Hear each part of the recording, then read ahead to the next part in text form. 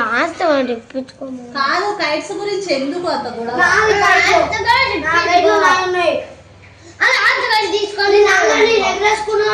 ఇప్పుడు ప్రాబ్లం ఏంటంటే ఇద్దరు కైట్స్ ఉన్నాయి, ఇద్దరికి వాళ్ళ మామ తెచ్చిండు కదా.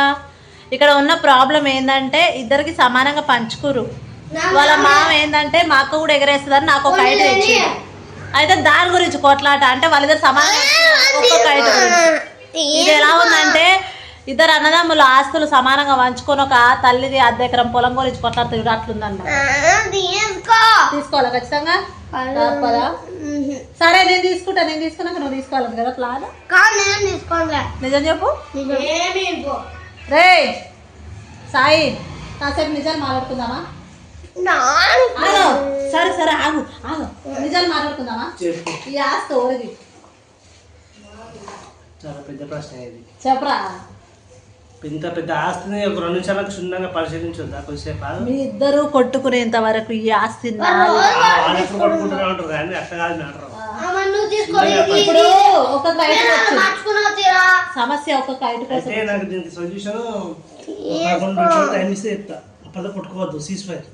నేను అందుకే చెప్తా వాళ్ళిద్దరికి మాత్రమే తేవాలి రాని. ఒకటి ఎక్స్ట్రాగా పోనీలే, ఇంకా వీళ్ళిద్దరికి 4, 5 తెచ్చినా కూడా మా అక్కకు ఒకటని ఉండాలి కానీ మా తమ్ముడు తెచ్చా, అది తప్పైంది అనమాట. ఇక్కడ ఒక కైట్ కోసం ప్రాబ్లం.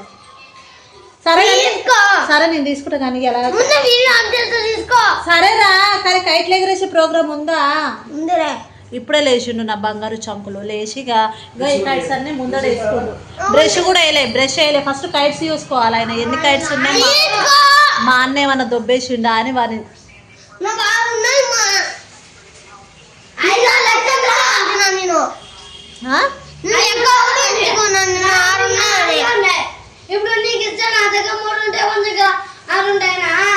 వీళ్ళ సమస్య మనం తేల్చలేము. బాయ్, మళ్ళీ వీడియోలో కలుద్దాం మనం. ఇప్పుడు కూడా ఇంకా బ్రష్ కూడా వేయలేదు. ఈరోజు కనుమ. మరి కైట్స్ ఎగరేస్తారో లేకుంటే ఇట్నే కొట్లాడతారో నాకు తెలియదు, చూడాలి మరి. Bye bye.